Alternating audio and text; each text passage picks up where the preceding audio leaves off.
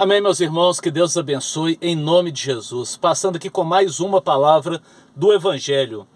O livro de 2 Coríntios, capítulo 5, a partir do versículo 1, diz o seguinte: porque sabemos que se a nossa casa terrestre deste tabernáculo, ou seja, deste mundo, se desfizer, temos de Deus um edifício, uma casa não feita por mãos, eternas no céu. E por isso também gememos, desejamos ser revestidos da nossa habitação, que é do céu. Pulamos o versículo 3 e vamos ao 4. Porque também nós, os que estamos neste tabernáculo, gememos, carregados, não porque queremos ser despidos, mas revestido para que o mortal seja absorvido pela vida.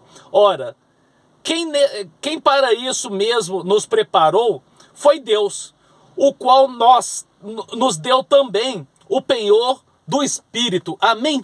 Aqui Paulo testifica que quando nós morrermos, nós temos uma casa celestial. Quando esse corpo terreno morrer, nós seremos revestidos pela glória do Senhor, por uma casa celestial eterna. E Paulo diz aqui, ele anseia por isso. Eu costumo falar que eu estou pronto para morrer qualquer hora, e as pessoas me criticam, falam, não, quem decide isso é Deus. Mas a palavra mesmo diz aqui que o próprio Deus nos preparou para isso, porque nós não somos desse mundo. Quando eu saio para trabalhar, eu tenho desejo de voltar para casa. Quando eu viajo, eu tenho vontade de voltar para casa, e é essa vontade que eu tenho, de voltar para a casa celestial, onde eu quero habitar eternamente com Deus. Mas aqui tem um detalhe nesta palavra. Tem um detalhe nessa palavra, que é o versículo 3 que eu pulei. E nós temos que nos atentar a esse versículo, que diz o seguinte: se, todavia, estando vestido, não formos achados nus. Amém? Aqui a palavra diz que se estivermos vestidos, revestido pela graça do Senhor, pela glória, revestido pela misericórdia do Senhor, se nós estivermos de forma decente para nos apresentar ao Senhor. E então a pergunta é essa: você anseia voltar para casa? Quando dizem morte, você teme o que vai te acontecer? Quando fala da volta de Jesus, você tem medo? Como você reage em dizer que você irá morrer? Você teme o que vai te acontecer ou você está tranquilo? Leia aqui esse capítulo 5 até o versículo 10. Veja como Paulo relata a sua tranquilidade, a sua paz. Você tem essa paz? Ou você teme o que vai te acontecer?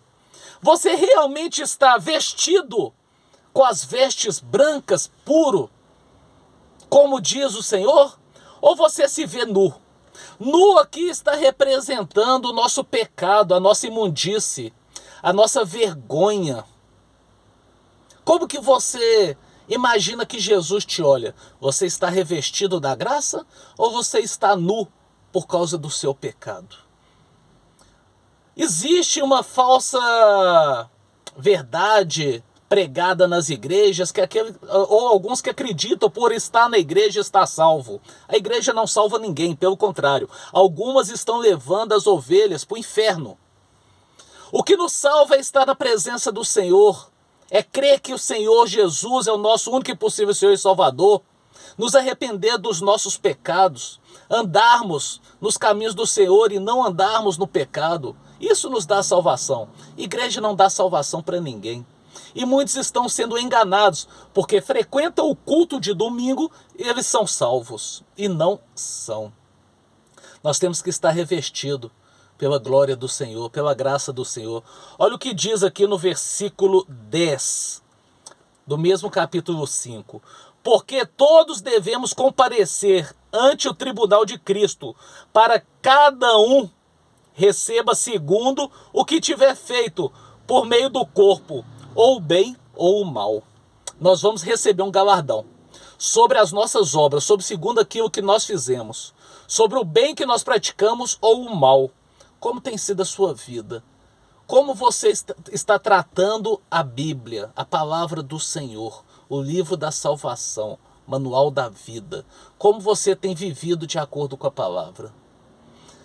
Eu não posso te julgar por salvo ou não salvo, mas Jesus, ele é justo e digno para poder te responder. Entre em oração, clame a Ele, peça misericórdia a Ele, peça a Ele para te revelar e clama pela misericórdia da vida dele sobre a sua vida, para a sua salvação, em nome de Jesus. Amém? Que Deus abençoe e fique na paz.